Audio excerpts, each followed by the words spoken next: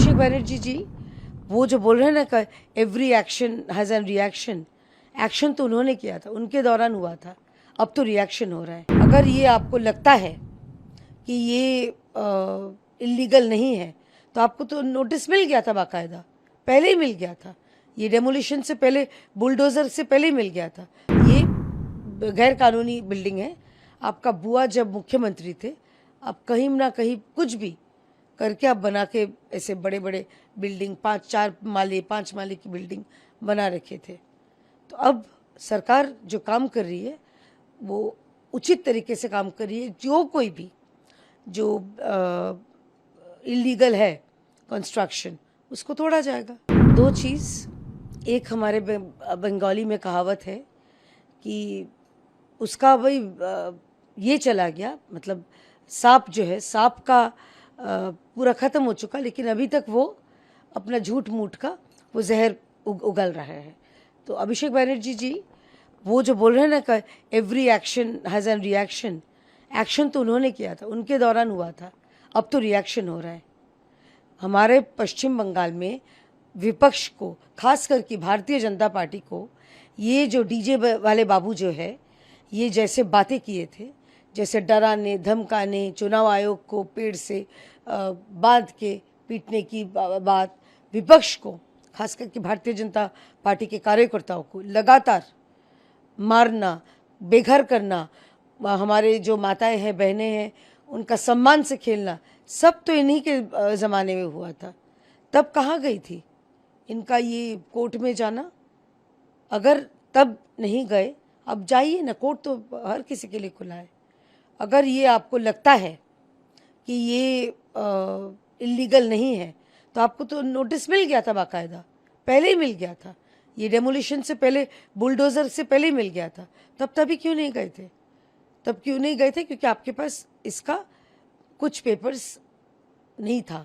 ये गैर कानूनी बिल्डिंग है। आपका बुआ जब मुख्यमंत्री थे, आप कहीं ना कहीं कुछ भी करके आप बना के ऐसे बड़े बड़े बिल्डिंग 5 माले की बिल्डिंग बना रखे थे। तो अब सरकार जो काम कर रही है वो उचित तरीके से काम कर रही है। जो कोई भी जो इलीगल है कंस्ट्रक्शन, उसको तोड़ा जाएगा। देखिए, अभिषेक बनर्जी जो है वो भी बौखला गए हैं। वो और उनके बुआ अपने आप को राजनीतिक रूप से रेलिवेंट रखने के लिए, राजनीतिक रूप से सारा देश में रेलिवेंट रखने के लिए ये बोल रहे हैं कि हम रिज़ाइन दे देंगे, आप वापस आ जाइए, ताकि उनका पार्टी बच जाए। नहीं तो ये पार्टी तो सिर्फ बुआ और भतीजा का पार्टी बन चुका है। तो अगर आपको रिज़ाइन देना ही तो आप दे क्यों नहीं देते हो? आप दे के बोलो कि मैं रिज़ाइन दे चुका, लो आप वापस आ जाओ। अगर सच में अगर उनका मन में सद्भावना होता तो रिज़ाइन करके बोल देते। क्योंकि इनका जो था, अभिषेक बनर्जी किसी को बात नहीं करने देते, छोटे बड़े का सम्मान नहीं रखते हैं, फैशिज्म चलाते हैं पार्टी में, अपने एक नायक तंत्र पार्टी में चलाते हैं। तो मैं बोल रही हूँ कि आप अगर आपको रिज़ाइन देना ही होता तो आप दे के उनको बुला लेते।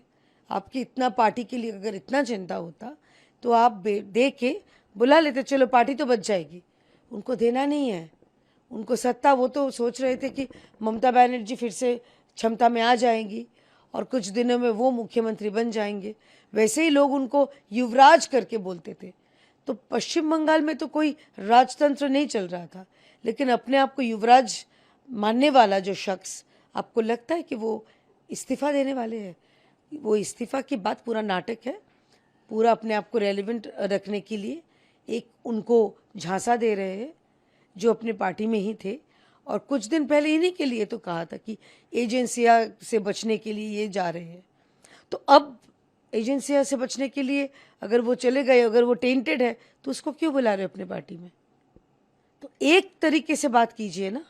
कभी बोल रहे हैं कि वो टेंटेड है, कभी उनको उनके हाथ पैर पकड़ के बोल रहे हैं कि प्लीज़ वापस आ जाओ, नहीं तो मैं तो कहीं नहीं रहूँगा सारा पूरा पॉलिटिकल सिनेरियो में। तो अगर इस्तीफ़ा देना हो तो वो दे देते।